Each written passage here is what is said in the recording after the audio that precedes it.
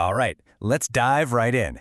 Today, we're jumping into one of the most wild and visually stunning passages you'll find anywhere, the prophet Ezekiel's vision.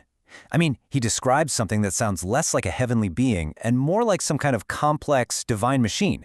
We're going to break down exactly what he saw, focusing just on verses 13 through 21 of Ezekiel chapter 1. So, right out of the gate, Ezekiel is face to face with four incredible beings. But you got to pay attention to his description. We're not talking about biology here. This is pure, raw energy. He sees something like burning coals of fire and these lamp-like lights moving among them. This is not some gentle, peaceful glow. This is a dynamic, powerful presence, almost like a living furnace moving between these creatures. Can you just imagine the sheer intensity of that? Okay, so let's zoom in on verse 13. Ezekiel is using this incredible language, really trying to capture the raw power he's seen. Burning coals of fire. That suggests a deep, all-consuming heat. The appearance of lamps tells us these were just brilliant sources of light. And then, get this, out of this bright, intense fire, lightning itself was flashing out. So this is way more than a vision of some beings. It's a vision of divine, radiating glory. And what about their movement? Well, verse 14 is, wow, it's just staggering. It says they ran and returned as the appearance of a flash of lightning. Now that isn't just fast, it's instantaneous. They can be anywhere, in any direction, in the blink of an eye. It just establishes this feeling of almost unbelievable power. But here's the thing, these creatures aren't even the whole story.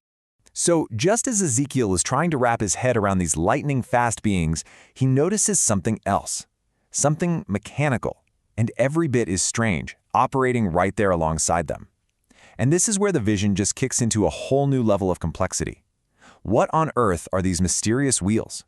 You know, what's fascinating here in verse 16 is you can almost feel Ezekiel struggling to describe something that's completely outside of his experience. His best shot is a wheel in the middle of a wheel.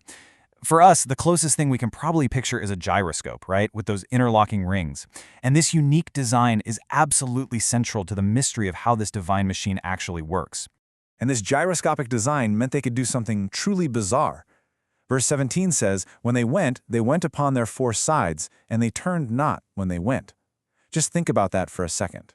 Because of their shape, they could move forward, backward, left, or right with absolutely no need to pivot or turn. Their movement was just perfectly fluid and completely multi-directional.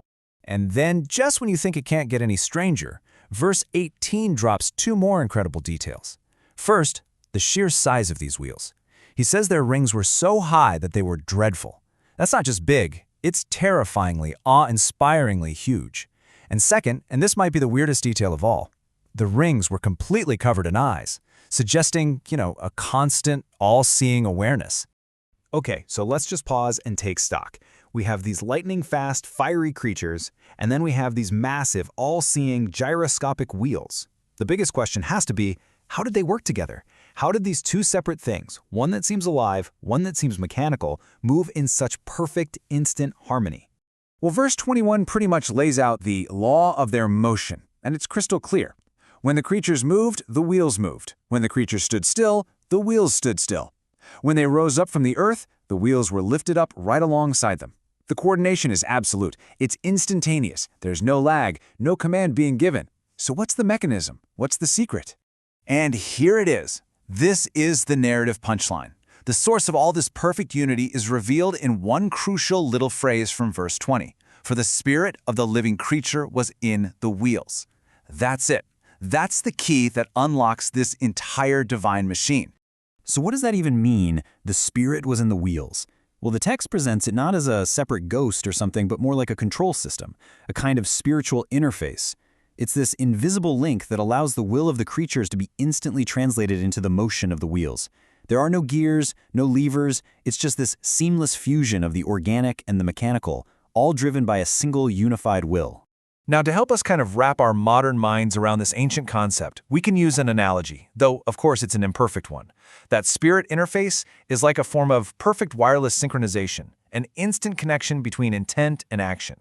The eyes on the wheels function like a whole network of all-seeing AI sensors, and the living creatures, they're like the central processors guiding the whole thing.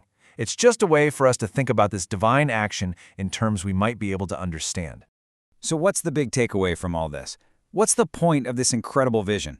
Well, it's a breathtaking picture of God's awesome power and wisdom.